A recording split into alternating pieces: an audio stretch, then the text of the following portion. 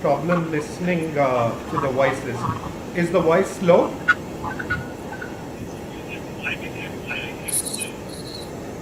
Can everybody hear clearly? I can hear clearly. I can hear clearly. I can't say if the voice is slow. Maybe it's your normal voice. You're getting echo. So I couldn't answer that. But I think it's okay. But there is an echo coming. I can hear Geeta's voice echoing. Yes. Yeah. Right. Yeah, this is okay now. Yeah, this is okay now. It's better. Yeah. Rakesh, this is fine now. I think We can't hear you, Dr. Kapoor. We can't hear you. Yeah, this is much better. I think now we are good. Go. Yeah. yes, Dr. Yeah. Kapoor, you can commence now. Okay, wonderful. So thank you, and all of us are live now. So good evening to everybody, and welcome to this wonderful webinar on Gandhi Jayanti, which is such a wonderful day to be holding this. I think we're again getting a lot of echo. Yeah. But it's manageable. Let's move on. And it can exactly tell you. Okay, so if it's manageable, I think wonderful. So Yes, thank yes. you so much. My name is Dr. Rakesh Kapoor, and I have with me Mr. Jatin Katira, and we would like to welcome you all because we are going to be the moderators for the evening. And wonderfully, we have three beautiful and wonderful, extremely well-known, respected personalities with us today. But before that, let me just talk a bit quickly about what are we going to be discussing about. If you look at all the evolutionary biologists all across the world, one of the first things that they say is that one of the reasons why humans have dominated over the planet Earth compared to any other animal is because we practice dual parenthood. However, that dual parenthood, which is mothers and fathers collaboratively looking after the child and raising the child, is now coming under some amount of pressure because of what we call as parenting 4.0. Now, data which we see, India is now just beginning to move into this post-12 parenting 4.0. But if we look at countries all across the world, they have moved into this phase for years and decades much before us. And data from these countries reveal two major findings. One is that these children of separated parents are under extreme threat and vulnerability because they face certain unique issues, and those unique issues are what we're going to be discussing today, which, if not taken care of, these children can come to great amount of harm. The second thing that they came to, the findings reveal, is that the family court system plays an extremely critical role in actually protecting these children. Therefore, Bamboo Tree Children's Foundation and Child Rights Foundation conducted a detailed online survey of almost about 500 parents and almost 60 legal professionals, lawyers and judges, to actually find out whether the family court system is prepared for this social transformation which is taking place in our society. The findings of this survey are available in the video, the link for which is available on the description below. The video is available on our channel. But before I even move into that phase, let me just give a huge thank you and a shout out to all the 500 people and the 60 legal professionals who took the time out and the pain to actually fill in this survey. I think they did a brilliant job because it was a very detailed survey and the amount of time it must have taken them was huge. The video that we are talking about is called Parenting 4.0. The reason why we call it Parenting 4.0, the highlights of the survey and a commentary on those is all available in that video. So before we go into anything else, let me, and these survey findings were also shared with our three guests today. at least a week prior. So, on a lighter note, unlike some of our judges, I presume that they would have read and gone through these findings prior to this survey. Right, so let me introduce to us the first three legal luminaries. The first, we have a very eminent judge, Justice Mrs. Roshan Dalvi. She is a former judge of the Bombay High Court and was a visiting faculty at Jamnalal Bajaj Institute and Narsimonji Institute of Management Studies.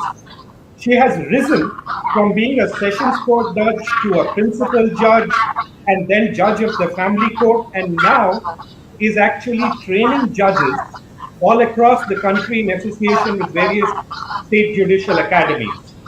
In addition, she has studied gender and law from the University of Warwick in the United Kingdom, including studies on Children's Act and children's rights, and was invited by the United Nations to consider protocol on rights of sexually abused and trafficked children.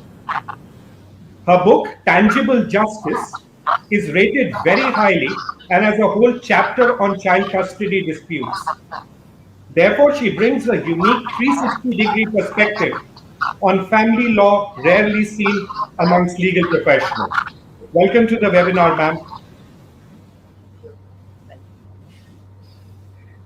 Next, we have Senior Advocate Ms. Geeta Luthra with us.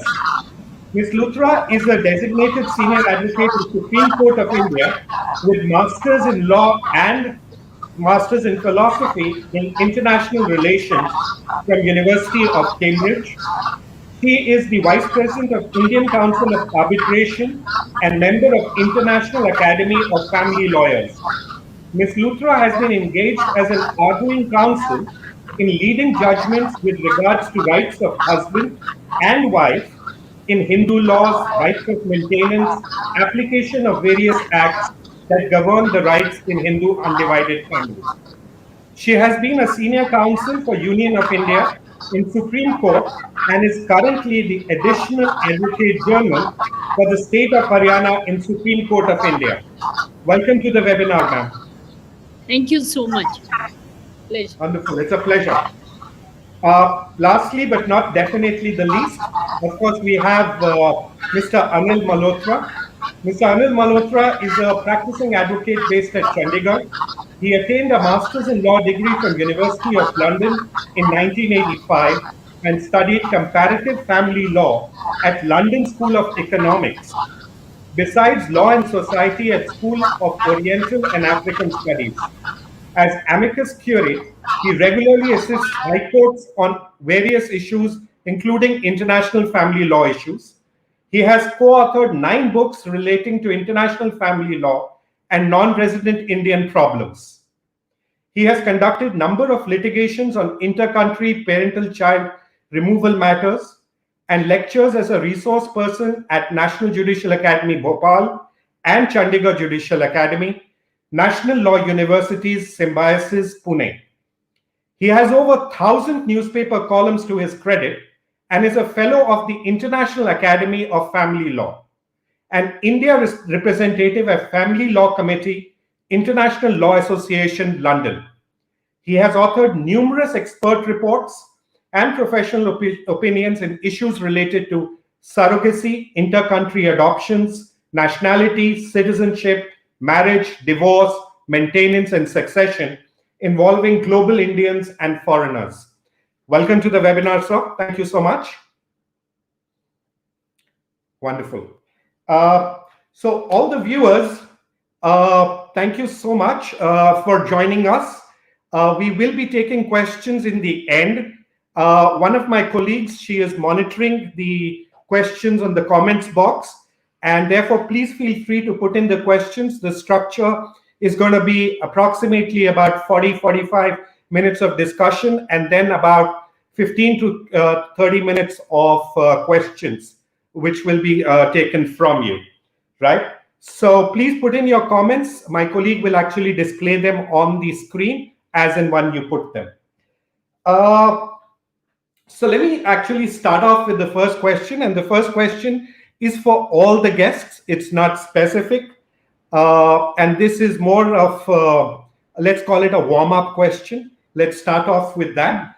And the first question I would really say is all of you've been through the survey findings. I think this is the first time that such a survey of litigants and legal professionals has been done. Do the findings worry you? And what are your first thoughts on the findings? Is there any one or two particular finding which you find to be, particularly surprising or shocking or in any such way? So may I request, let me start with Ms. Geeta Luthra. I think if you could tell us Yes. start off with. So the findings are obviously worrisome, but that's how the family law child custody issues are in India.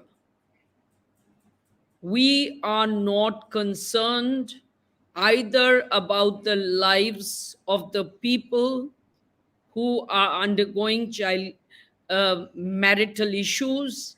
We are not concerned about the children who are undergoing a parental tug of war. We are just not concerned individuals. And I feel to some extent we do with the volumes, sheer volumes, which the poor judges have to look at, we desensitize them rather than make them more sensitive. If somebody is dealing with 60 cases, at the end of the day, they may be saying just one another case. So, one of the things which I have always felt, family court judges, give them a 2-year, 3-year stint, give them some break, or have them have lesser matters. You're asking them to deal within 2 minutes of a child custody important matter. And of course, the studies bother me. We also have to look at the ethos in India. The ethos in India was that we first thought father could do no harm. He is the guardian, and therefore he has to make all the decisions. Then we slowly went from that to a slightly pro-woman stance. Now we have tilted it, we made it turn it on its head. Everything is for the mother, by the mother. There can be no substitute for a mother. Now every case will depend on its facts, and we have to start on a level playing field. There will be fathers who are traditional fathers who are not so involved, and yet there will be fathers. But look at what's happening to those old parents. People come out completely mangled at the age of 70, having gone in for a petition at 30 or 35. And in every court we are told go for mediation, as if that is the panacea for all evil. There will be a parent who will use mediation as something which will be dilatory and which will prevent the other parent from access. And we will get gyan from the courts and from our lawyers. But is it fair? Ultimately, who is the sufferer? So there is nothing wrong. And people in India, because the perjury laws are so poor, people in India are so blaze about telling falsehoods. And that's why we have to be cautious when one parent comes giving. So we have to have the time to discern, is there a grain of truth or is this a falsehood? Wonderful, wonderful. I think for an opening answer, this should be sufficient. No, wonderful. Ma'am? I think. Yeah, I think. sir, Please go ahead, Jatin. Yeah. Yeah, ma'am, I have a question. Do you think it is time that India should adopt prenuptial and postnuptials? You know, this is a difficult, very difficult question. We are talking about two Indias. We have two Indias. We have an India which is for those who may be the elite. We may have an India which is those which would be the middle class or upper middle class who are empowered women. And we have in India where we have women who have absolutely no clue. I even now come away from the court seeing a poor woman taking 25,000 as a permanent alimony and walking away as if, thank God, it's over. So, we have two Indias. And the fact is that I think it's time when you should have prenuptials and postnuptials, but we also have to see the background of the woman being educated, being empowered, maybe going in for a non-arranged marriage, going in for an arranged marriage, and we have to bring some uniformity in our matrimonial and custody laws. So I agree. I do believe we have to slowly inch towards prenuptials and nuptials, postnuptials, particularly where there are rights of children. But it should not be that the woman becomes completely unempowered in terms of maintenance. So it's a difficult question because sometimes, even at the time of the prenuptial, even if you are having a love marriage or a non-arranged marriage, I don't know what to call it, you are not on a level playing field. If you are on a level playing field, I think it's the time for a prenuptial. But the question is, what's the field? And therefore, your question's very vexed. I see very unempowered women whose husbands are in government jobs, doing well, a clerk somewhere, something, and her father may be a driver somewhere, and she's got no means. She says, my parents don't have means to litigate or to fight. And no, now litigation's becoming progressive. Good lawyers are becoming so prohibitively expensive. So you can do some pro bono work.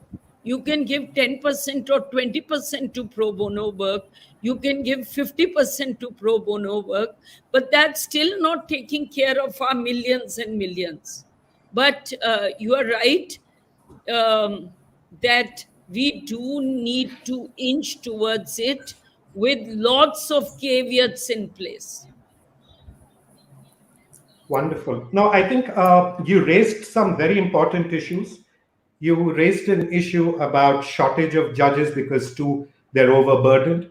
You raised an issue about our mediation not being the overall panacea that we should really look at. You raised an issue about perjury, right? Not being taken seriously. But very importantly, you also raised an issue of the pendulum, the way our laws are moving from man to woman, and somehow there doesn't seem to be a middle or a common ground, which unfortunately we've been able to find. Obviously, our endeavor will be to try and find solutions through this seminar. So we will move forward. As we move, I think let's discuss that. May I request Mr. Anil Malhotra next to basically tell us about his feelings about the survey, and do they worry him, and any questions? Thank you, Dr. Kapoor. I am very alarmed at your conclusion, by which you say that 79% of the children walk out semi-orphaned. Now, we have lost total control over litigation of children.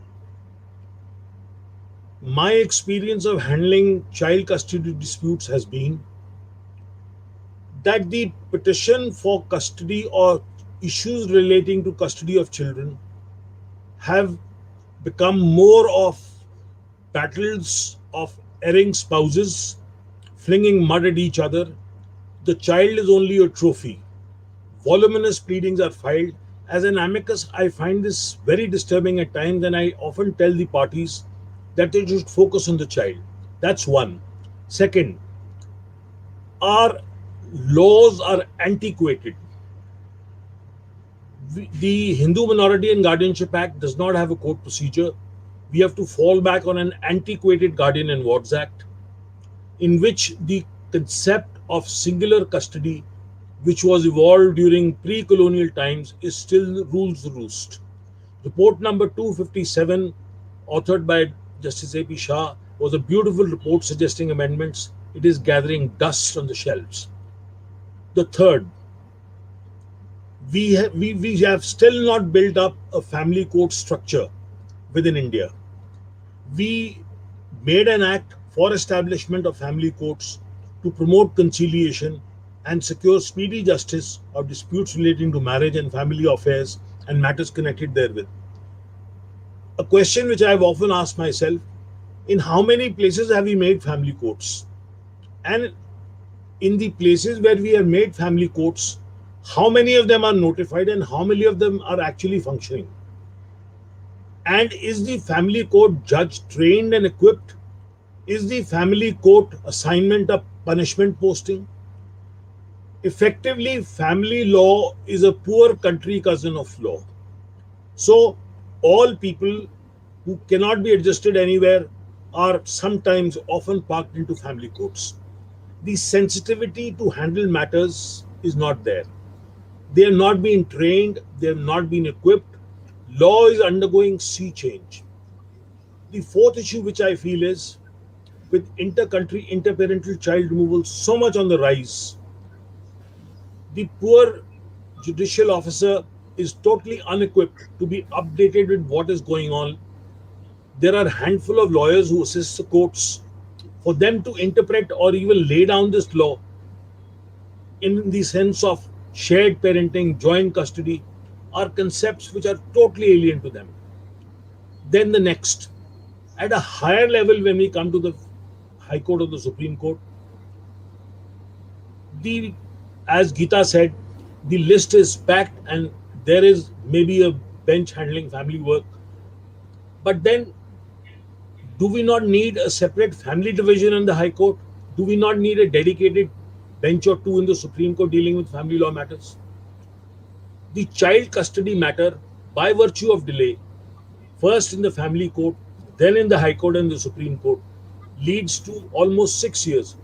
I am happy to announce today that a litigation which I started 6 years ago has finally resulted in 2 children going back to the US. I would not wish to name the parties, but still, a son who was born in India is now going to be held by his father for the first time. Who is responsible? There have been parents who have been split, and there are women who have wept in open court, and the Supreme Court judges have admitted, yes, maybe had we put you back together in time, you would have been able to resolve your matters more effectively. So, in sum and substance, what we need a revolution in family law. We need to revise the law. We need to revamp our procedure. We need to restructure our education of family law.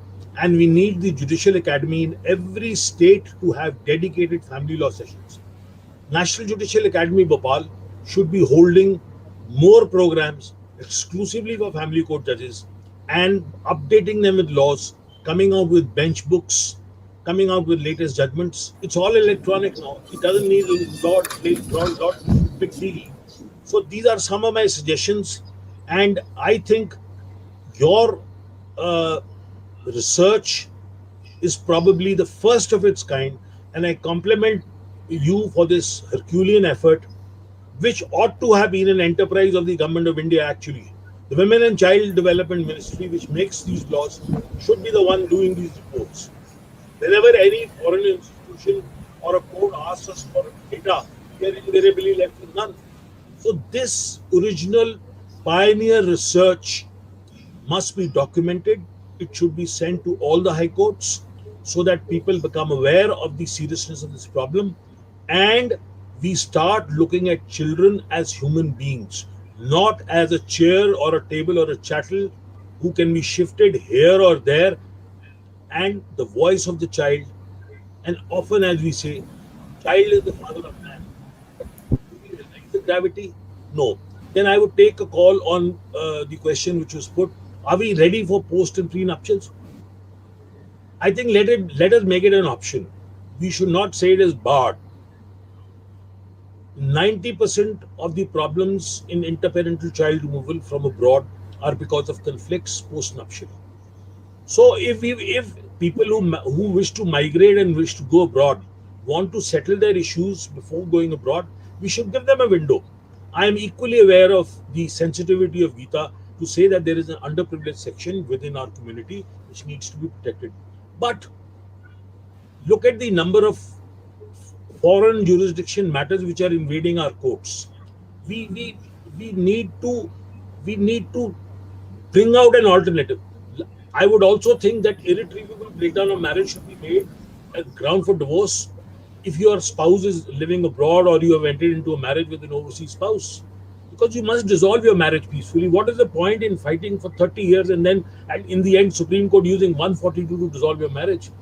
So I think options need to come in. How you can simply dissolve your marriage, how you can do a prenuptial, how can you sort out child custody if there is a So, dispute. sir, So, if I may just intervene there and just ask you a very, you mentioned very rightly about an issue with family law. So if you look at it, whether it's Section 8 of the Family Courts Act, 10, 12, 14, 20, all the powers are available with the High Court and the family courts to do as they wish. Shared parenting is completely non-barred. The judges are most welcome to do it. So therefore, I sometimes believe that it may not be fair to shift the blame to the legislators. I think a large part of Just a minute, Dr. Kapoor, I differ with you. You have made a Family Courts Act 1984. You have given the power to decide 1, 2, 3, 4 inheritance, custody, marriage, all disputes.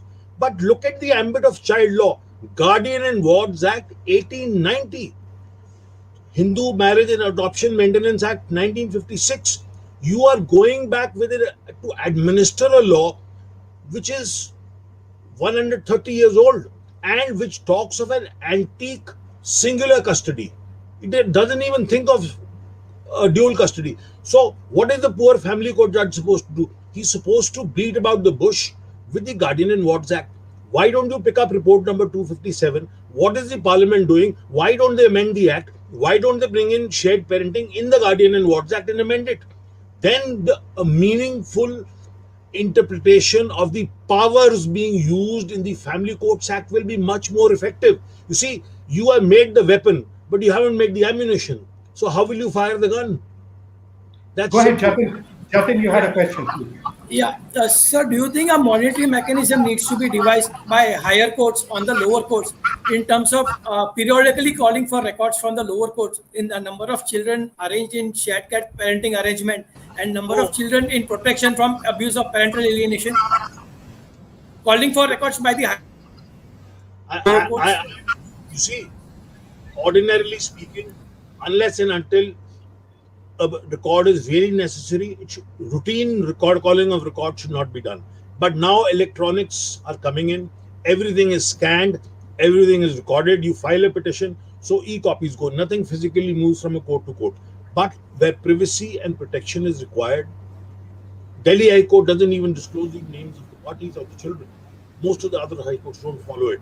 In foreign countries, you are not even allowed to use a copy of an order or without the permission. So, where children are involved, you have to be very careful. You cannot disturb a child, you cannot make a local issue about a child. If there is a POCSO case, yes. There is a juvenile justice case, yes. Action is a must. No, I think he meant more from just the child custody disputes only. But moving on, I think we will try and address this issue as we move on. May I just bring in Justice Roshan Dalvi here, ma'am, and may I request you to actually share your experience about when you read through the survey findings and what did you feel about it and what do you think are the what is it bothering you in any way? What bothered me was that we believe that everything depends on the facts of each case. And when we take in a survey and we come to a conclusion about what is the percentage of this or that, then some other percentage is left out. For example, if we say that the alienated children are, say, 85%, but then there are 15% who are not alienated, and yet they may not want to go here or there. Now, a judge has to go through each case.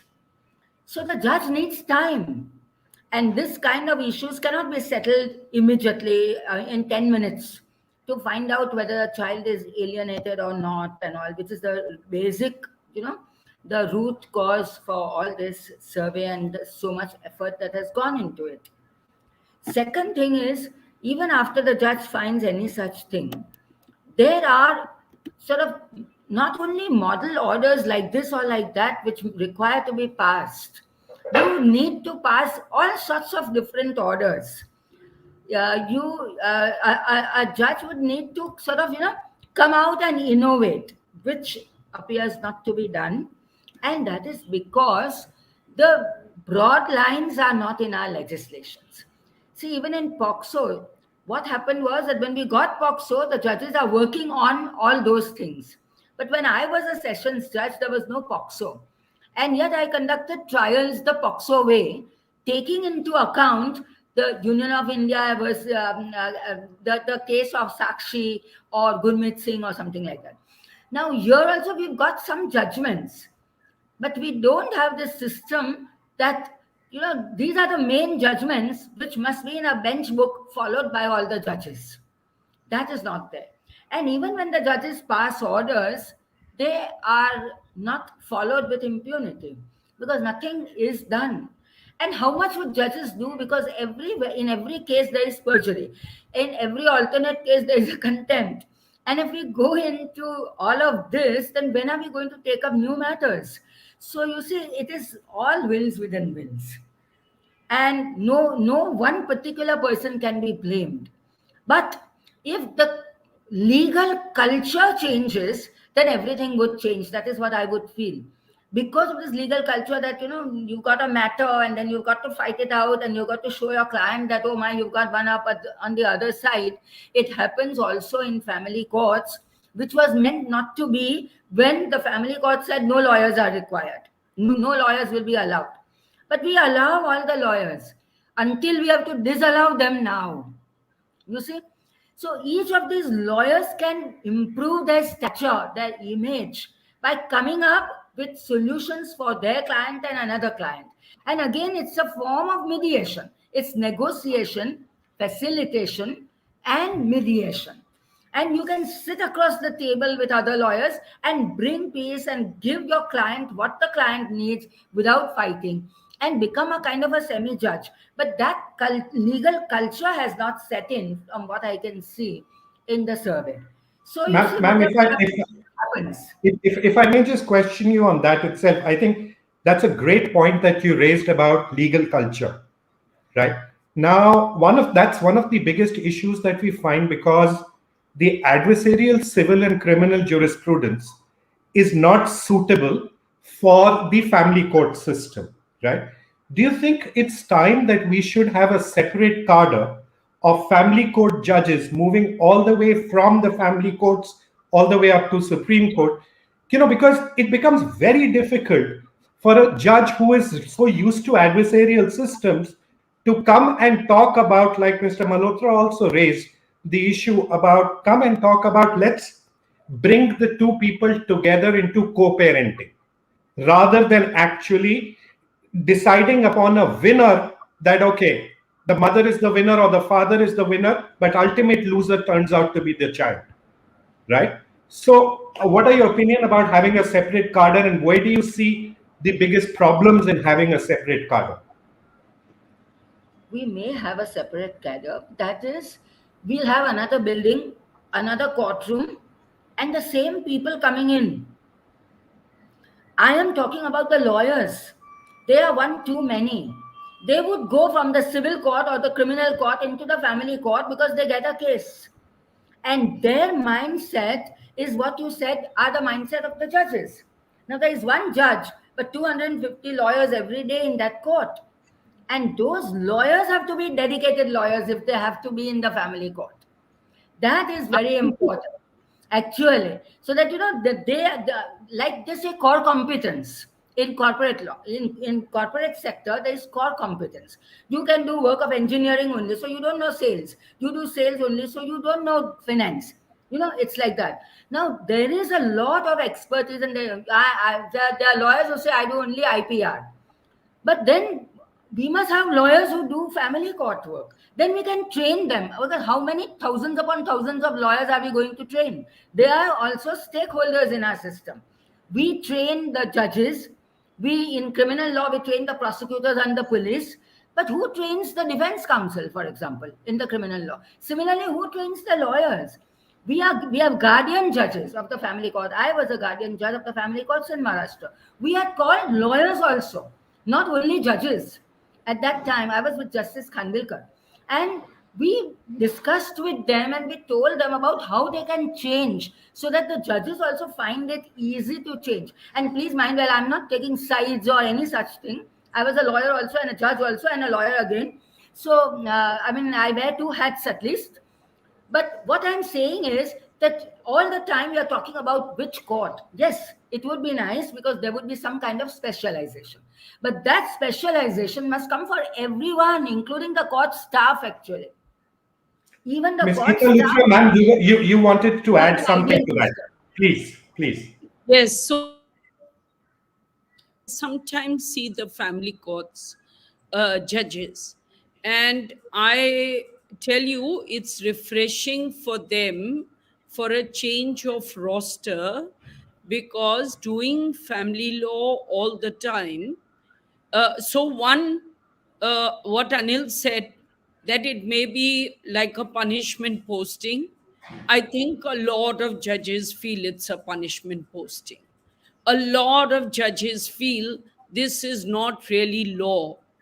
So there is a ethos. And in Delhi, for example, we have, just before you make them district judges, they become principal judge of the family court.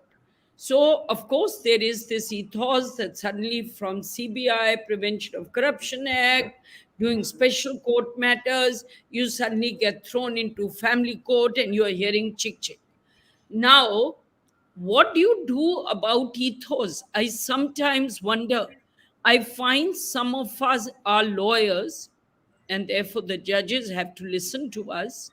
We become the most cantankerous because this is what the clients expect of us. We are most base, most cantankerous, most hitting at each other in matters where we shouldn't.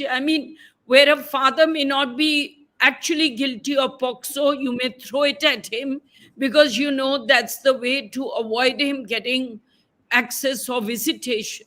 So the question which Justice Dalvi said, and I think we have to pay a lot of regard to that, how do we change so when we talk of the criminal justice system, we talk of a system. So according to me, there is already a ethos of experts, lawyers in family law. So people do look for that. People now Google that. So people look for it. They find family lawyers who are experts. Question is it being an expert if you outshout and outscream the other? I don't see it as much in other fields of law as I see in matrimonial law. And if the question should be, and that's for the court to control, and sometimes I feel that our system in Delhi, instead, like Bombay, will have more family courts. They will just go, the judges will be experts in trial courts, in the family courts. But I feel that there is more knowledge of law if a judge is a general judge. And I've seen that. There were issues in one of my very contested cases of Limitation Act, and I saw the family lawyers, and I don't want to talk of anyone, were not even addressing that issue because they were just going around the family law issue.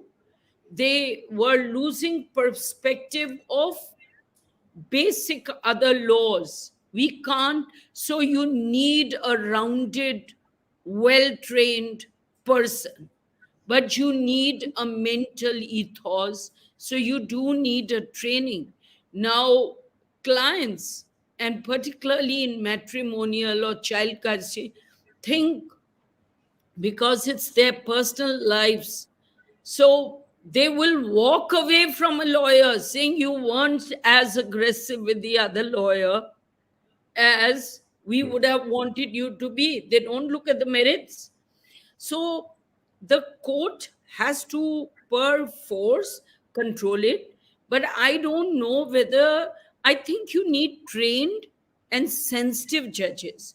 But to say that they should be only doing family law may not even broaden the outlook of that judge. And I have felt that. I have felt let me take that. Let me take. Yeah, that's why I came in on this. I feel we need to have sensitive lawyers, sensitive judges, and judges who have done a little training before they come. Even if they come for 2-3 years, do another roster, come back refreshed into this roster. Fair enough. Jatin, you had a question. Please go ahead. Yeah, Madam, Family Court's Rule 37, it permits that the permission is given by the court for an advocate to appear in the matter, and that has to be recorded. The reason has to be recorded in the order. Accordingly, if the permission can be barred also by the judge, can a mechanism be devised in such a way that suppose if an advocate is unable to work out the visitation rights of the child within a period of 6 months, or say within a period of 1 year, that advocate should not be allowed to appear in that particular matter? No, Jatin, you can't do it like that. That can't Madam, be. children are suffering. Yeah. I know children are suffering, but there I used to once in a while wonder whether you should look that only some lawyers should be allowed. But it is not again a level playing field.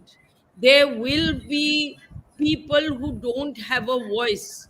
And I remember one of my cases where this very, very oversensitive, gentle client of mine had come into the court with regard to some matrimonial issue, and she had just attempted to kill herself that morning. But the court said, come on, don't be so sensitive, let's go on with the matter. Sometimes you need somebody to represent a person who may be an underdog. That's the problem, Jatin. How do you distinguish who is the underdog and who is not? How do you decide in an individual case? You can't be spending that much time giving leave. So the best is to give both people a chance, so at least they both have independent counsel. I mean, counsel means counseling, independent. They know their rights, so that neither is harmed just because they're a mild or a weak or a meek person. So I'm going to just, Mr. Anil Malhotra, let me just ask you the question, and you may continue to answer. So, Ms. Geeta Malhotra raised a very important point, and Justice Roshan Dalvi and you also, was about... Rakesh, you are mixing me with Anil. I am Geeta Luthra and he's Anil Malhotra. You call me Geeta Malhotra, but... I am so sorry. I am so sorry. Don't call me Anil Luthra. Right. No, I was just seeing the camaraderie between all three of you which probably must have made me do this. But having said that, if I were to look at, let's be very specific. What is the law? Really, when we keep talking about law, there is no law in child custody except the word best interests and welfare of the child at the end of the day. Each judge, each lawyer interprets it. Let me give you an example without being mean. One Supreme Court judgment says child is not a shuttlecock who can be thrown around from one house to the other. The very next judgment comes and says child is not an appendage and he must be equally shared. At the end of the day, is there a Supreme Court judgment? Have the judges sat down to say what constitutes best interests and welfare of the child? Let's consult some child psychologists, sit down and formulate guidelines which people can follow. Don't you think 35 years after Family Court Act, that is the base minimum or the bare minimum the Supreme Court should have done by now? Sir, you're muted. Yeah. Am I audible now? Yes, sir. First, I would like to address Justice Dalvi's question. Too many lawyers. I think the problem is that the family court or the power of the family court with the additional district judge or the power of the guardian judge with the senior sub judge was always within the district court. So that is why family court lawyers are a mix. We have not developed a separate bar. It is slowly coming in, and therefore it is going to take some time. Then on the proposition of training of judges and dedicated family law judges, I go to the Judicial Academy. In Punjab and Haryana, after we select the judges, we train them. We give them 6 months, we train them, and then we make them judicial officers. I think what we should need to do is, anybody who does 10 years should be asked, do you want to become a family court judge? They should make a stream. Once he has had that, as Geeta very rightly put it, some composition of civil, criminal and all laws ingrained in him, you train him to be a family court judge, and then you put him in a stream. And then you make a cadre of family court judges, and you tell them, by virtue of being a family court judge, you will also have a chance to become a high court judge. That route should be opened up, because there is a conception that family court judges don't land up in the high court unless you become a full-fledged district judge first. So we do need to channelize the law. We do need to channelize the judges. And I see teaching in NLUs, there are young minds picking up family law. I am teaching international family law in Symbiosis Pune. And I've taught 50 lectures to LLB, 3-year, 5-year and LLM students. So there is an interest in young, bright minds picking up family law. So we are going to see a change, but it is going to take about 15 to 20 years. Now, coming to answering your question specifically, Dr. Kapoor, see, we signed the United Nations Convention on the Rights of the Child in 1992. It took us quite some time to think of identifying the child as a person, a child requiring a right to a home, a nationality, living with both parents. So we amended the Juvenile Justice, Care and Protection of Children Act in 2015, and we brought in the major concepts of the UNCRC within the JJ Act 2015.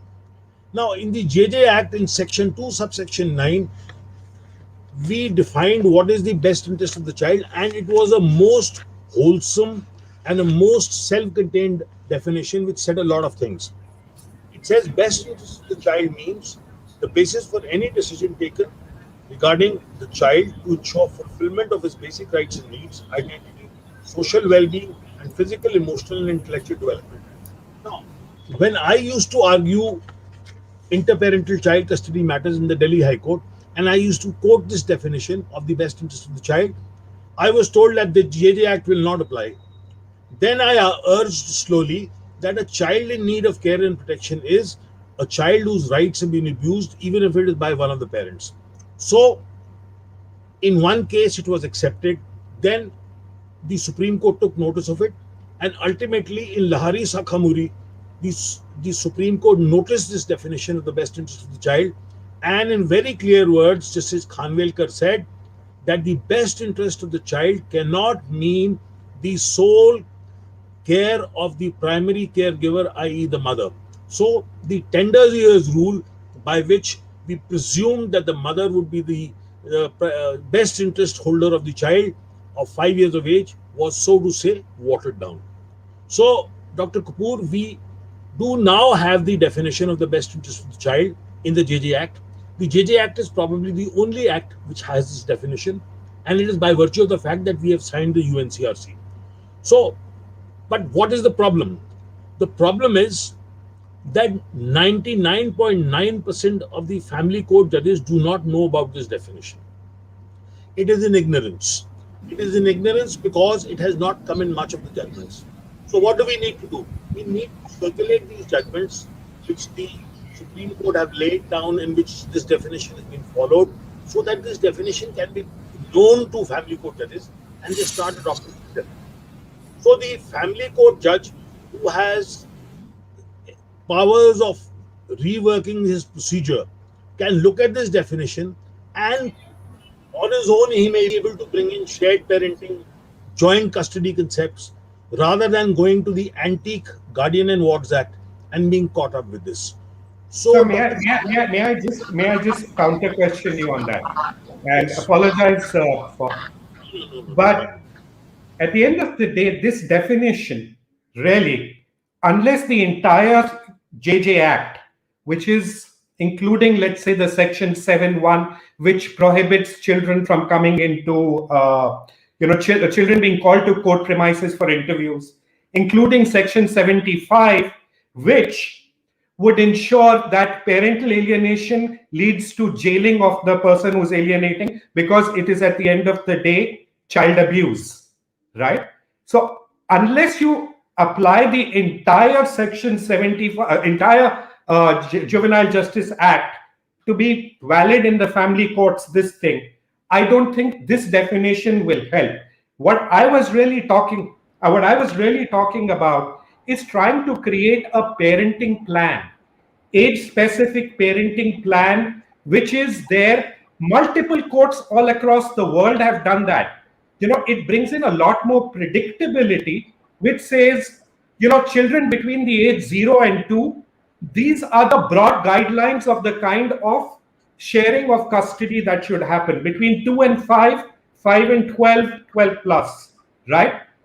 If the parents are living within 20 kilometers or 40 kilometers of each other, are they living more than 40 different cities? So things like that.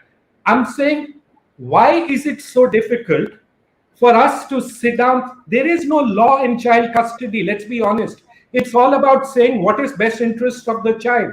And who would understand that better than child psychologists? So that's my comment.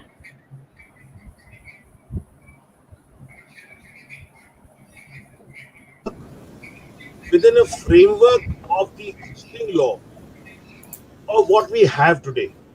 Now, we must also understand that, be it the Guardian and Wards Act, be it the Family Courts Act, or be it the Hindu Minority and Guardianship Act, the universal rule is that the court will act on the issue of the custody of the child in what appears to be in the circumstances for the welfare of the minor. So this word for the welfare of the minor is used in all the legislations. Now, what is the welfare of the minor and what is the best interest of the minor are synonymous terms.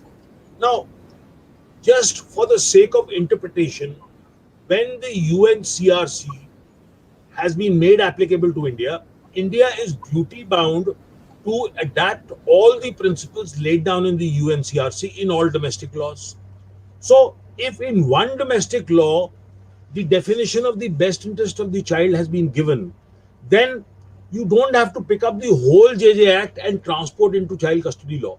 The definition of best interest of the child can be used vis-a-vis a child in need of care and protection. Child in need of care and protection can be in different situations. A child whose custody issues are being raised and who has been segregated by one parent who is suffering parental alienation is a child in need of care and protection. So, in habeas corpus decisions, Justice Sanghi picked it up first, Justice Sistani followed it, and Justice Khanwalkar took it. So, picking out the definition of the best interest of the child from the JJ Act and bringing it in inter-country or within country child custody disputes is nothing wrong. And as far as your Section 7 issue is concerned, Section 7 says that in a juvenile justice board proceeding, no child will be exposed to a court. So when you're deciding the best interest of a child, you're not exposing a child to the court. You are using a parameter, an international parameter in an international convention, which you have to follow. If you really see the JJ Act amendment, the note of amendment, if you just go to the preamble of when we amended the JJ Act, what does it say? This is going to be very significant. I got to getting judges in Delhi agree with me only after I read out.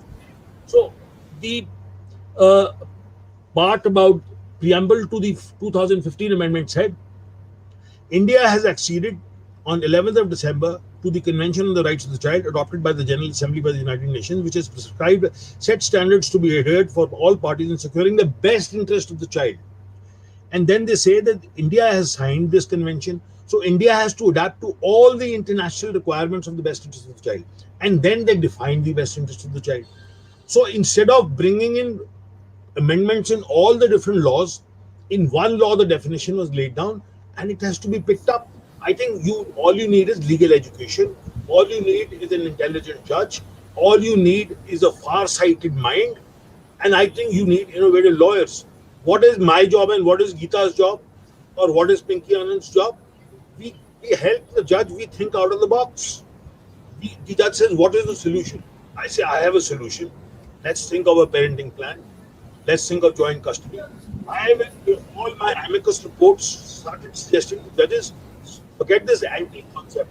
Pick up Savita Sitaram, pick up Sharo Bale, pick up Navteen Singh, and follow what Justice Dalvi said in a seminar. What is family? Father and mother, I love you. Note, F means father, A means and, M means mother.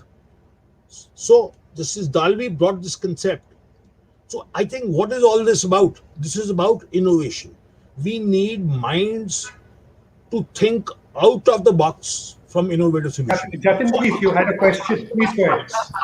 Yeah, sir, we also have ratified International Covenant of Civil and Political Rights, Yes. in which there is a right given for effective remedy, and state parties need to give that effective remedy to a party when approached.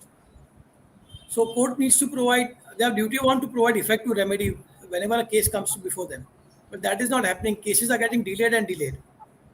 See, this is why I would advocate we have to take out the family courts out of the stream and we have to make a separate stream.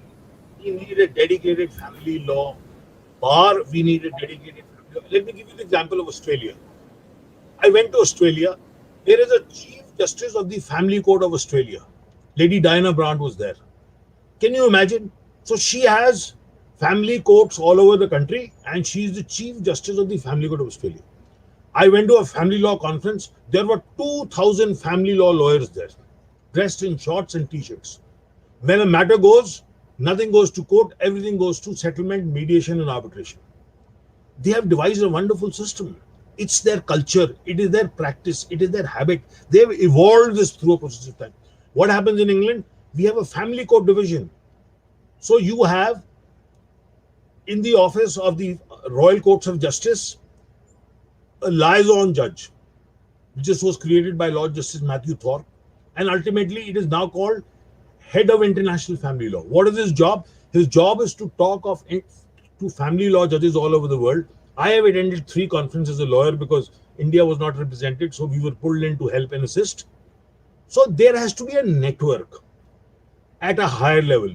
At one point of time, first Justice Lahoti was there, then Justice Vikramjit Sen was there, who took part in these mediations. But slowly, even Supreme Court forgot about it. I tried to persuade Justice Thakur to send Justice Sikri so many times, because Justice Sikri was a man who really identified parental alienation syndrome in Vivek Singh versus Romani. Sorry. In the interest of time, I'm just saying you are a great proponent of the separate cadre, which we've discussed. I think in the interest of time, we'll just try and move into a the real elephant in the room, and I will request Justice Roshan Dalvi to offer to us what she feels. The real elephant in the room, according to us, is parental alienation. All of right, the most important issue. And I will also request Justice Ms. Geeta Luthra to also help us understand what she feels. See, 95% of the legal professionals believe it is child abuse or it causes serious child damage, right? However, what we see is in more than 95% of the time, zero action. I mean, I have personally walked into Supreme Court where you use the word parental alienation and the judges switch off and then they say, oh, we don't know what to do about it. Let's just close and I mean, in their own fashion, they'll throw the file, right? That's the end of the story, right? The world over, let's say Brazil, Mexico, Romania have made it into a criminal offense. Courts all across the world are acting on it, right? They are shifting custody. They are making it as strike one, strike two, strike three. They're hiring child psychologists, and something like UK has set up a body of CAFCAS, which is independent psychologists. As per you, what is the solution to parental alienation in Indian context? 3 different countries have used 3 different methods. In your experience, what do you feel is the right way for the Indian judiciary to deal with parental alienation? See, what I did as a judge is what I can mention now because I did it in certain cases. Now, there would be some kind of alienation when a child is with just one parent and the parents are warring and fighting all the time. I thought the best thing was that I call the child to the court. As soon as the child comes to court, I take the child to my chamber. In my chamber, I am the only one with the child.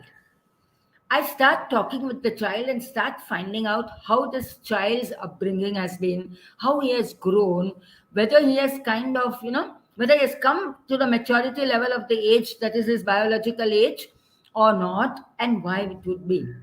Never ever ask the child, whom would you like, mama or papa or something, because I know that they want both. I know that the child likes both. A lot can come out of this. Once I do that, and this takes some time, I call the non-custodial parent and I keep the two together. This rule of SOS. After the World War, when there were too many orphans and widows, because the soldiers had gone and were killed, one man put one woman and 10 children together and said, I'll leave them to nature. It's like that. So you get the non-custodial parent with the child. It may be after, say, 2-3 years that the child talks, and give them time. And I walk away. I do my other work. When I come back, quite often it has changed. The child then begins to learn and sort of find out that, oh yeah, he's also there or she's also there. That has happened. This has resulted in one case of the 2 daughters who were completely alienated go now with the father. It has also resulted in, you can say, temporary reprieve for the mother. Generally, this requires a captain because it is teamwork. And therefore, the judge must be there to kind of, to help and assist them in coming together. In one of my matters, I had done this. I went back to the civil court and I was told that thereafter, once again, the same thing happened. The father did not allow the mother to see the child. So a lot depends upon the judge and how from time to time you can do it. This is a simple way, I would say, a zero budget solution. Just begin and do it. In our chamber, we are the only ones. So the child doesn't go to the children's room where there are about 14, 15 other children. And you see, it's not like that. And of course, if suppose things don't work out, child counselors or child psychologists must be taken into the system. That is what is provided in our Family Courts Act. And therefore, we have to work along with them. Again, it is a teamwork. They know that best. And therefore, I actually use the word obey. If there is an opinion, given by such a person, a child psychologist, the judges must obey that opinion and not give his own opinion. There have been judges who have said, I've talked to the child for 8 to 10 minutes. The child doesn't want to go with so and so. So I allowed the child to go away with the custodial parent from the side of the court, of the judges, so that that other parent just never saw the child at all on that day. You see, this is actually doing, not much of talking. You can't have sort of, a blueprint. This is not architecture. We are dealing with human beings. We are dealing with tiny human beings. Each one is different. Now, in the same fashion, when I did this with a father who was kind of, overbearing, I said, stop. It cannot be given now. I sent him for anger management classes. I said, after that, after you attend those classes, continue your application. Because this is not what little tiny tots have to go through. In front of me, he cross-examines the child. मैंने आपको ये बोला था, तभी mummy ने आपको ये बोला था, तो आपने क्या बोला था, आपको मालूम है कि I said, this is not what visitation rights are for. Please enjoy your child. Let the child enjoy you. But if you are not ready for it, at present, nothing. You Fair have enough. to first be mature enough to be eligible enough to get it. You can't say, I am a father and therefore I am eligible. No, you are not. Even a mother is not. But you have to show that you have done something. In England, under the Children's Act, Section 3, there is child responsibility, but parental responsibility. There are no parental rights. We don't have rights of the mother and rights of the father. We have rights of the child. The best interest or the welfare or whatever you call is the right of the child. So you have to say, I have got parental responsibility. I want to do A, B, C for my child. Please allow me to do it. Automatically, you have joint custody. Automatically, you get about 35% of the time that we say is the time with at least the non-custodial parent that the parent has with the child, because he does something. And please, all the time, only giving gifts, only just talking and, sort of passing your time is not visitation rights. I would say take the child for some tennis lessons. In one case, I sent the child with the father for horse riding because he was a member of the race course. Okay, I said, take her there.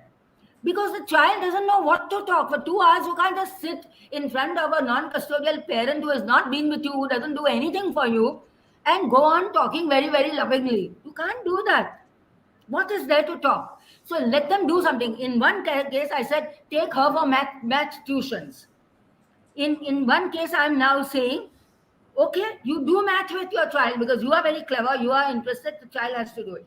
So you see, you have to put them in for some kind of a recipe, for some kind of a work. Automatically, this will come up. Ma'am, I think that's a very fair. Before I just move on, and I would like to ask Ms. Geeta Luthra that same question. But just saying that, ma'am, just to answer, ma'am, I think one of the first things is that we must move away from the word visitation. It's a terrible word. It's a pathetic. It's meant for jailed convicts. And use the word parenting time. That is the right word. Second is, ma'am, as the research all across the world shows us, and which is that it is a spontaneous, unstructured time that a parent and child spending with each other is what makes it meaningful for parent-child bonding. It is not the most structured time, but fair enough. And I think there have been some very, very excellent initiatives which have been taken by you, but those are individual initiatives. What I would like Ms. Geeta Luthra to really answer is, what is the institutional mechanism that the Indian judiciary, we can't have all judges who are as empathetic as Justice Roshan Dalvi, who can really look into these issues. What is the institutional mechanism to take care of parental alienation in India? What should it be? So I think institutionally, first, we have to start on a level playing field. That's the first most important thing. Second, we have to ensure that whatever visitation, custody, access, you name it, parenting rights to initiate the baby steps. in another context, Judge Ruth Ginsburg said, you have to take change as one step at a time. So, whatever steps we have to take in making that access or co parenting more meaningful, you have to start within 1 month of the child and the parent. And I'm not meaning 1 month as 1 month, it can be 3 days. What I'm saying is the outer limit should be 1 month. I can't be waiting for a court to tell me that, all right, we will take up the matter after 2 months because the board is too heavy. We'll take the matter because by then the child is alienated. The child, the mother or father may be brainwashing the child every day.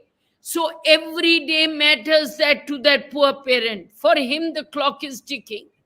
Tomorrow is her birthday. Day after is Dussehra. One day is Diwali. One day is Bhaiya Dooj. Am I going to have to keep coming to court? What are the Bombay guidelines about? What is the Law Commission about? So to answer the question which you were saying, I mean, as an institution, we have to realize that the clock is ticking on this poor child and on this poor non-custodial parent. Having said that, there will be many caveats where a parent is unfit, where he is medically unfit, where he is uncaring, where he is negligent. I'm not getting into the exceptions. I'm talking of the rule. And in the rule, the fact is that parental alienation, as you have given in your statistics itself, is a very real thing. Imagine a child who you are telling a family structure will be important. Tomorrow, when you grow up, you will be with your wife or with your husband, but in your relationship, you will not know what the other parent is. So obviously, you are making that child underconfident. You are taking away human relations. You are taking away, in our Indian ethos, we keep talking nana, nani, dada, dadi. Why should they have only one set of grandparents? Why should they have only one set of cousins? So they need to. Now, the real problem in this room will be, you'll have a problem where you'll say that father's unsafe. This child's going to go puberty. So you can't, those are things which even a single father has to meet. So you can't be saying because he's a single father, he can't be having to look at this. So all these things have to be taken in the stride. Tomorrow you'll say there are exams. Sorry. And therefore, you have to see what kind of parent are you dealing with. Is it a parent who, as Justice Dalvi said, will be able to do maths with the child? Is he a parent who's caring about the homework? Why not? Why shouldn't that child bond as a normal human being? We bond over time when we are not having anything to do and we are not sitting in one room. Forget the children's room, forget the court chamber where we are sitting in a drawing room, we are going to the lawn, we are playing in a park, we are playing cricket, we are playing sports, we are doing anything. So the bonding time is the time where you are not doing anything meaningful and you're doing something stupid, but you are doing something with your parent. And that bonding time, even if you're sitting watching television, but I hope it's not television because I hope it is more interactive. That's all. So I think, and that's the judgment. It was in one of my cases that Justice Sikri talked about parental alienation. Vivek It's Singh so versus real. Rumani. But the moment, which is that Vivek versus Rumani, but the fact is, the moment that you talk of parental alienation, the courts feel, hey, this parent is talking about parental alienation because the child does not want to go. So it's against the wishes of the child. So why will I give him visitation? Sorry, you are losing the whole sense of parental alienation. So parental alienation cannot be equated to wishes of the child. And I'm not saying wishes of child are not important. Because sometimes children are sensitive. They see that a parent is more interested in his boyfriend or girlfriend than in you. A parent is just keeping you with his grandmother, with your grandmother, and going away for a dinner, and not sacrificing, or I won't call it sacrificing, but not spending time with you. Then those wishes become, but it's not this 8 to 10 minute wish determination. So its question is what is, and for this, I know the time is short. I want to park two judgments. One was Gaurav Nagpal's case, where the court said this father is alienating, and I was counsel for him in High Court, but that's not material. I'm talking of just the ratio, and took the custody, gave it to the mother. How many cases do we have where the mother, custody is taken from the mother and given to the father if she's doing alienation? How many cases do we have? Ms. Geeta Balu, I will get this. Ms. Geeta Luthra, may I just add to your point? So one of the wonderful things that came about was natural research happened across the world on children raised by single fathers versus children raised by single mothers, where natural deaths had happened, right? And they followed those children over 20 years. What was the surprising finding which came about? Children raised by single fathers and single mothers not only were equally better, but children raised by single fathers outperformed on multiple criterias children raised by single mothers. So sometimes when we question, which is not to say personally, I believe fathers and mothers are equally good. And you can't generalize, individual cases can be bad. But I'm just saying there seems to be a general bias in the judicial system against the fathers, which I think needs to be addressed. So can I continue? I agree with you, but I also say maybe it could be economic means at the mother's disposal. So as you said, there should be no bias. We should start with a level playing field. We don't know what it is, but maybe they are more emotive and so don't let go of them. There may be a myriad things. The fact is, I don't want to say anything in this context except what I want to say, that if a father deprives a mother, the custody is taken from him, given to the mother, then the mother should be equally made aware by the courts that if she does this, then she is also at that risk. So this is one aspect.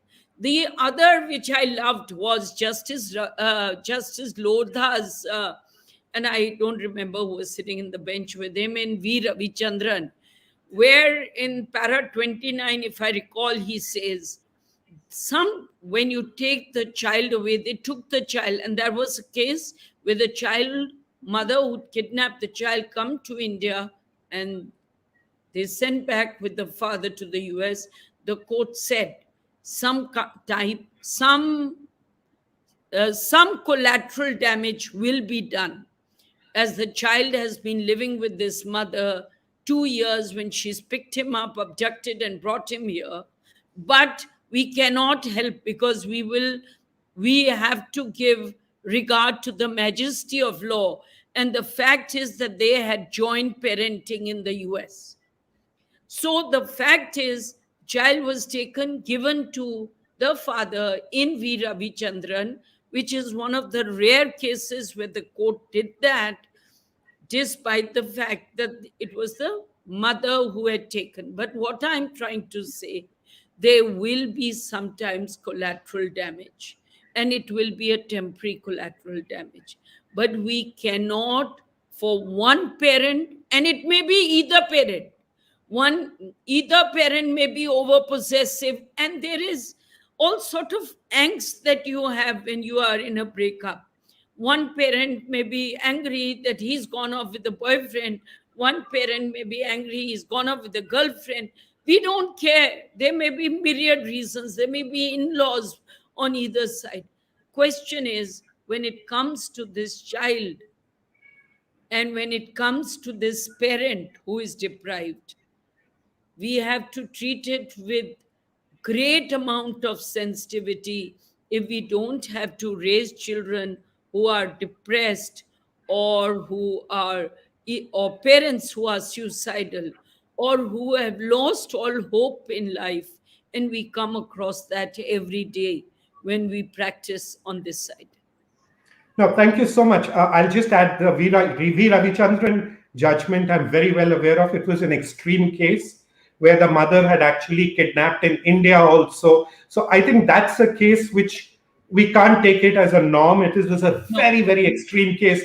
I mean, I've read through the entire, but I would like to shift to Mr. Anil Malhotra, but ask the same question and but ask him a very specific thing, right? Think about a father who comes to you for advice and says, my child has told me that for every 1 day that I spend with you, I undergo 4 days of torture by the mother because 2 days prior, I am poisoned and coached about what to do and what exactly lies to say. And 2 days after the visitation, so-called visitation, of intense interrogation, what did you do for every minute? How did you spend every minute? This is real parental alienation. And when that father goes to the court and tells the judge, Judge Saab, ye ho raha hai, this is what my child has come and told me, the judge says exactly why you should stop meeting your child and let her live in peace. That's it. See, I'm one with Geeta. We need to rethink on this proposition of access to the child immediately when it is noticed. Now, I have often experienced sitting in court, I've been asked or requested by an honorable judge, can you take this child or can you take these parents and arrange a meeting? I saw a very strained fight between two children who were with the grandmother, who were handed over to the grandmother over the dead body of the mother, and the in-laws blamed that the lady had died because the father was responsible for it. The children never wanted to see the grandmother. The father kept on fighting till the matter reached the High Court. The judge transferred the guardianship proceedings. And the judge told me, why don't you take these children to the mall? Or why don't you take these children to a restaurant and sit with them and talk? So I did it once, I did it twice, I did it thrice. The grandparents, there would be a set of 15 people sitting on each side with two small children and they holding my left and my right arm, not knowing what to do. So that is where when I addressed a seminar for the family court bar in Mumbai, I suggested to them, your principal judge in the family court is your chief justice. Under section 12 and section 14 of the Family Courts Act, you can devise your own procedure. So they came up with a wonderful proposal of a child independent lawyer. Now, under section 12 of the Family Courts Act, the family court judge can seek the assistance of anybody. So I think what we really need to do is, there are not very many judges like Justice Dalvi, nor have the judges got time that they can take child in chambers. The moment you see alienation, what the family court should do, they should draw up a panel of child independent lawyer or amicus lawyers. Tell the party, listen, this dispute has come today. Let us fix a meeting. Mother and father both here, child to be brought. Let the lawyer sit with the children. Give him a small fee. Find an empowered engineer youngster. Tell him, sit with the child, listen to the child, talk to the father, talk to the mother. Counseling in parental alienation or abduction issues should start in the beginning. There is another case of the likes of Ravichandran, which I came across, which has been filed in the Supreme Court, where the Supreme Court has again appointed the CBI to go and look for the man who's going around with 2 children. Now, the issue is, Supreme Court is changing. Lahari Sakhamuri, Tippa Srihari, Peri Kansagra, Navtej Singh, Yashita Sahu, Nilanjan Bhattacharya, these are all men. They have been given the custody of children, and the woman has been told, Justice Deepak Gupta told the lady in Yashita Sahu, if you don't want to go back, I'm not forcing you. Hand over the child. In Navtej Singh and Jasmeet Kaur, it took me 6 years, and today, Gandhi Janti, the lady is finally going back. Geeta knows it. We fought 3 rounds up and down, and she would always tell me, "Tu abla nari ke khilaf nahi jeet sakta." This is what she used to tell me whenever we used to bump across each other in the corridors of the Supreme Court. But the fact of the matter was that there were judges like Justice Reena Singh Nag, there were judges like Honorable Justice Hema Kohli, there were judges like Justice Sistani, there were judges like Justice Indu Malhotra. They were judges who helped on seeing sense. The woman said child abuse, the woman said sexual abuse, and all kinds of allegations, but then nothing was proved, nothing was available. So I think what needs to be done is, you need a mechanism to check alienation in the beginning. And as Justice Sikri said it, level playing field has not arrived. So I'm not sending the child with X or Y. No. Rather than coming to a stage where the things have gone so bad, tip it. I came across a case of a very senior police officer and a law teacher. Bitter fight. The police officer was so powerful that he just managed to throw out the woman, drag the child on the street and took it away. We went in habeas corpus, we were relegated to the family court. We got custody, he came to the High Court. We came to a shared custody plan, Monday to Friday, mother, Saturday, Sunday, father. Let the child have best of both. This needs to come in immediately. The child must be shared by both parents. There must be 3 days with one, 3 days with the other, so that the child, in the privacy of the home, shares everything, talks everything, and that is the best way of getting rid of alienation. But it has to be done very, very quickly. Geeta is Sir, right. we'll just continue with you. What we are just saying is, to all the viewers, we are now going to just take questions. We have very short time left. The discussion has taken a long time. So please post your most important questions that you want the panelists and the guests to answer right away. We will humbly request our 3 guests to stay on for 10 minutes more, a little more than they had agreed to. But it's a humble request because I think we are seeing wonderful participation from all the people. So, Mr. Anil Malhotra, please continue with your response, but I will just add one more thing to you. The concept that you mentioned about the guardian ad litem, of appointing a lawyer who tends to help the child, I think it's a great suggestion. But where I slightly differ from you is what should be the qualification of that person? Should that qualification of that person, should it be a lawyer, or should it be a person who's more of a child psychologist and understands the child? I think that is a question which we need to answer, because really the lawyers are already there, the judges are already there who understand the law. The person who understands the child should be appointed as a guardian ad litem, is my only brief difference of opinion from you. So can I just add to this little thing? Please. I believe that more and more people you are seeing with manic depressive psychosis, with autism, many children with autism, you are seeing many people with OCD, you are seeing many people with many psychological illnesses. All this needs assessment. So you do need compliance with Section 12, which till now, except with 1 or 2 handful of cases like Peri Kansagra, or there may be one or two others where the courts have not given that much importance.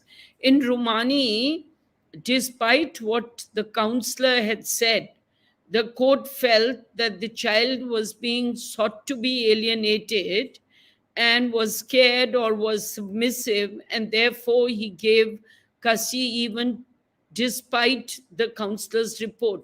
But I saw disquieting effect in 2-3 counselors' reports, which is what I fear, which is that we have to ensure the quality and integrity of counselors and psychiatrists. And that's where a judge's discerning eye is very important. I have seen it with my own eyes. I have watched such reports. I have seen, and sometimes the courts take it as gospel.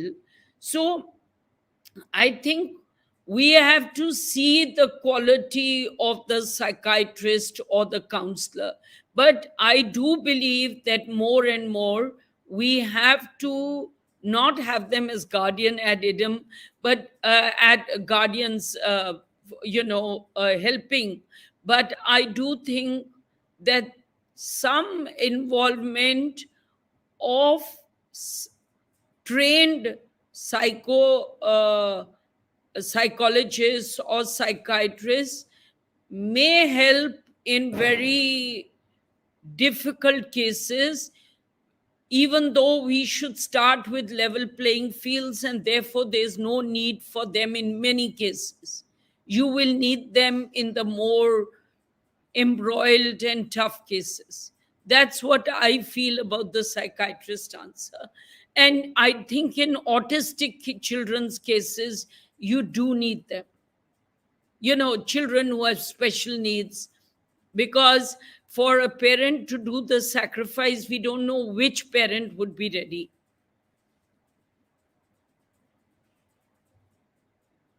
You're muted. Sorry.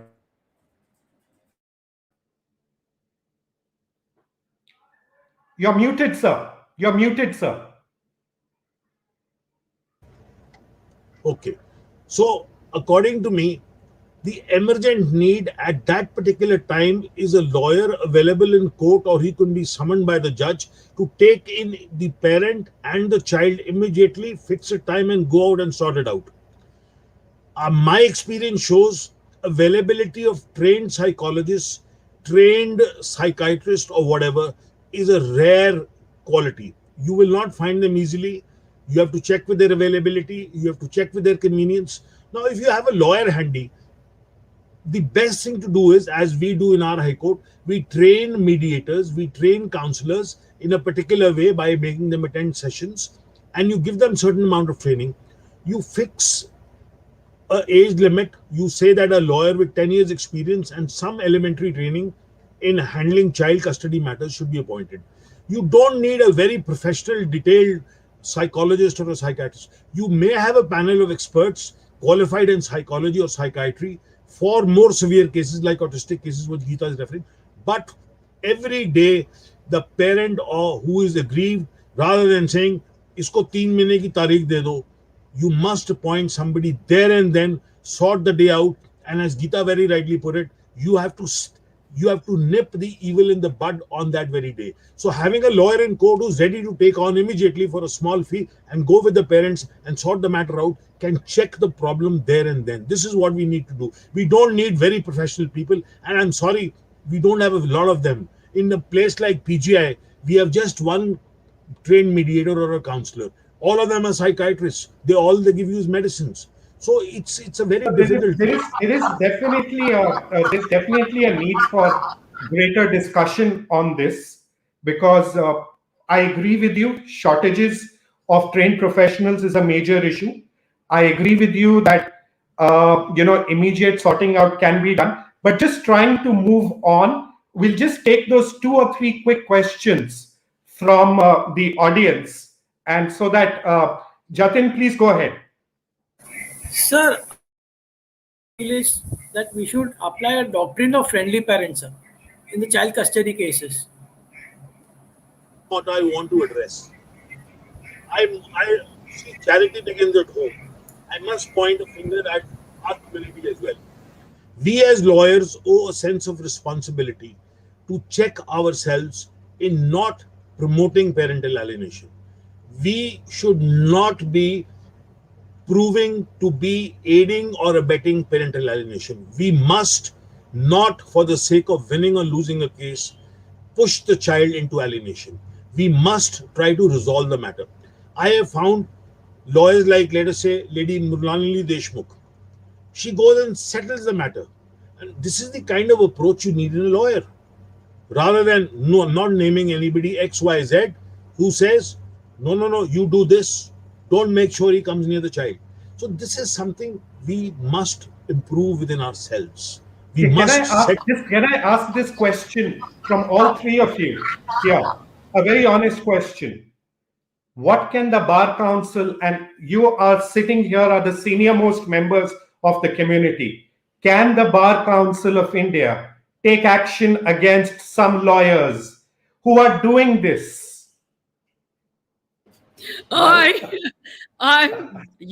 The more further you keep the Bar Council, the better we all are for it. So don't even go there. See, don't go there. I think if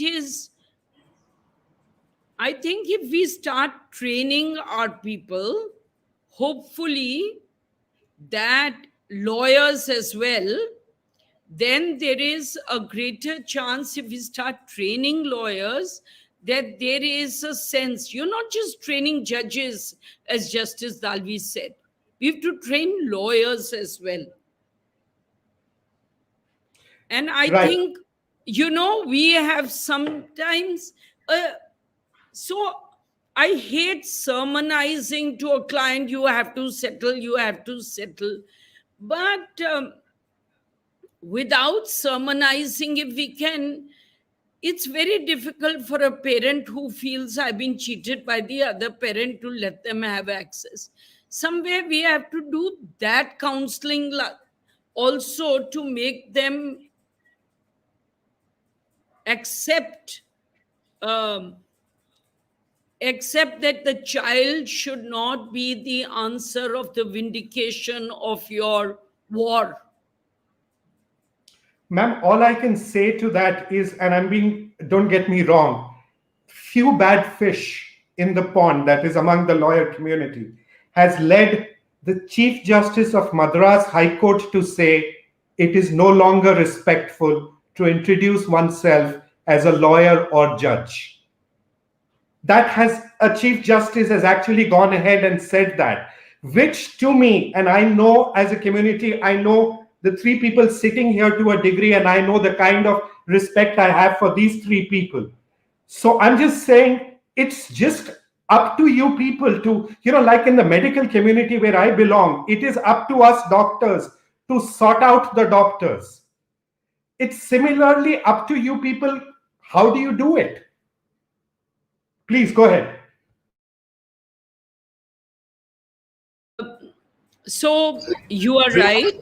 But our profession in India has not been so regarded as one of the noblest profession. So we've always done dipped well, dipped down, dipped up, gone up.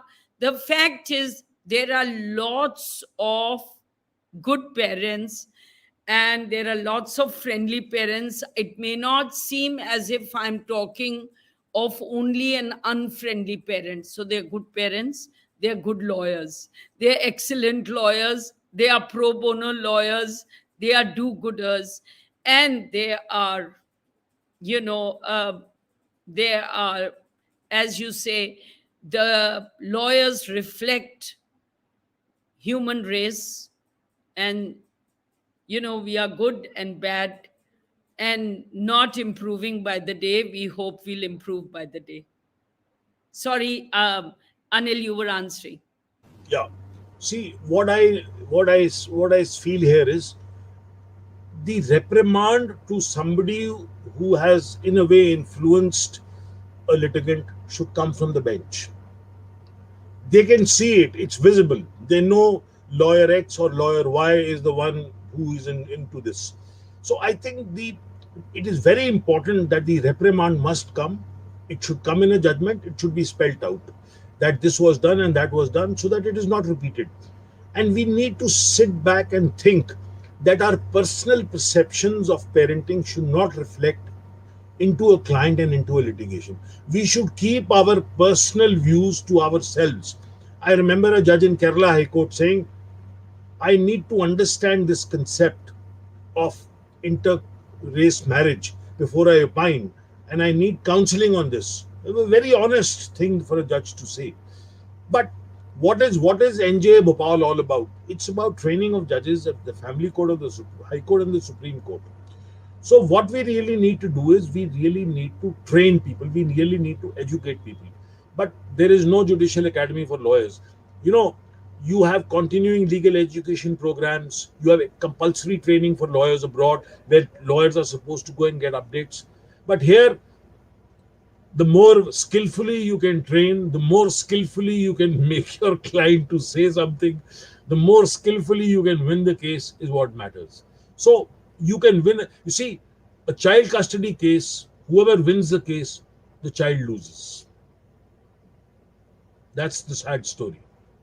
Sorry, you've been following the questions of the viewers. Why don't you take over and please ask some of the questions that you've seen from the viewers?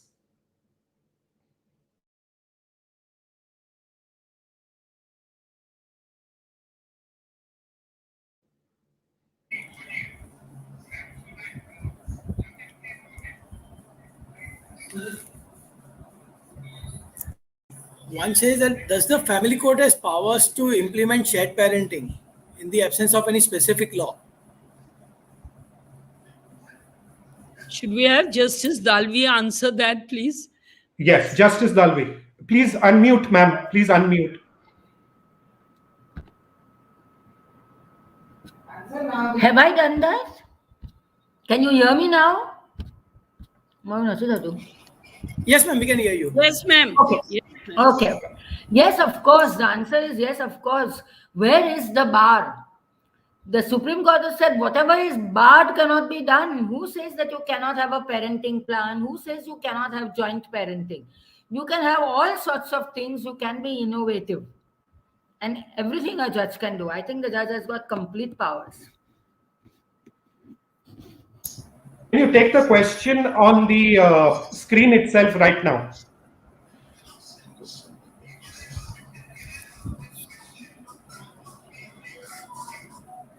One says that can court, other question is, can court continue custody of the child with such a parent who makes false allegations and of child abuse and causes permanent stigma to the child?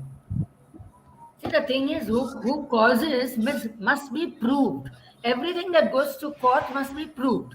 So when somebody says that a parent is causing alienation, it has to be proved, it has to be seen, and then the court takes steps. But if somebody says a prison term, then no, you cannot give a prison term because that becomes a criminal offense only when a criminal judge can give a prison term. But you can change the custody, you can change the visitation rights, whatever other timings. You can change the quality of the contact that the non-contacting parent will have. Ma'am, I'll just add to that question itself. Our survey, one of the findings which we did not present was that almost 13% of people, there was false sexual abuse allegations. Do you think a custody of a child can be continued with a parent who makes false sexual abuse allegation against the other parent? The thing is, how do you it's been proven false. It's been proven false. It's been proven false. If it is proven false, it would mean that there is no sexual abuse. When there is no sexual abuse, the father is equally entitled as the mother. He's a good father and there may be a good mother. And therefore, that kind of contact or excess. Ma'am, let me repeat my question. Because I'm being very specific here. a false sexual abuse allegation has been made. It has been proven to be false, that is, there has been no sexual abuse, right? It has been found, and the exact words of the judge were, these are flights of fantasy of the parent who made this allegation, right? Can you continue the custody of the child with that parent who has gone to the extent of making such a heinous false allegation? My very specific question. Yes. Now you're talking about change of custody. Now, there may or may not be an order of change of custody, but in such a case, there will definitely be an order of excess of the non custodial parent because he is proved to be not abusing the child. Now, it is not that we have to punish the wrongdoer only. It is that we have to give the child the rights. Now, just punishing a parent is also not going to give the child everything that the child deserves and requires. So, in all cases, we don't go for punishment only because by the time we punish the child and that matter is taken up, the child becomes an adult. No, we have to first think of the child. He must be at the center stage or she must be at the center stage. What can be done? There is no sexual abuse. Go with the father. Now you can have overnight access. Now you can have access over Ma'am, let 7 me work out there. ma'am, let me Rakesh, add to please that. And answer Ms. this. No vengeance by the court. Please come in, but let me just add one sentence and then Ms. Geeta Luthra, please come in. My simple submission is a person who can make such allegations against the child, about the child, and use the child as a revenge tool, right? What kind of values, ethics is that person passing on to the child? Please, Ms. Geeta Luthra, please continue. So Rakesh, in fact, I'm very surprised that you are being so optimistic as be saying it will be proven. By the time it's proven, the whole generation will be dead and buried. So to prove it takes a long time. But I had a case like this where we had CCTVs, and therefore it was shown that the allegation that was made was completely wrong. In Australia, however, this was tested and the custody was transferred in a case in 2018, saying that if this kind of insinuations or these kind of suggestions are being made by the child, mother to the child, then this is an unfit mother and the custody should be transferred. In India, it was just that bail was given to the parent who was accused of POXO, even though nothing further happened, because by the time the case is actually tried, I think it will be many years. In the meantime, I think that parent may or may not get access to the extent they would want. Now, I think when we start coming down strongly on a parent who is being so noxious and so unparent like that, then we should think in terms of transferring custody. Then these false accusations would go. Rakesh, can I beg off after this, please? Absolutely. So we will just take one last question for Ms. Geeta Luthra, and then we will let her go. And Mr. Anil Malhotra, we will continue with you. Will that be okay, sir? Now on this proposition. See, whenever there is an accusation of not providing access, it has to be dealt with immediately there and then. If a lady is not providing access, maintenance should be stopped. If a person is misusing the custody and taking away the child for an unduly long period, custody should be curtailed. If there is a false accusation of sexual abuse, an immediate investigation by whatever means possible with the judge should be gone into, and a start has to be made of shifting custody. See, you have to bring in these penal steps. Otherwise, accusations out of the fall of a hat with no element of truth are flung in open court, and there is absolutely no way to take a cause. But the person who makes the allegation wins because he said it. It's, out of the blue comes an allegation. sitting in London that a child was sexually abused. The man says, there was nothing like that here. A woman says, I was maltreated. She's living in South Africa, but the FIR is coming in Ludhiana. There is an allegation of domestic violence in London, but the petition is being filed in Faridkot. So these kind of things are, out of the blue.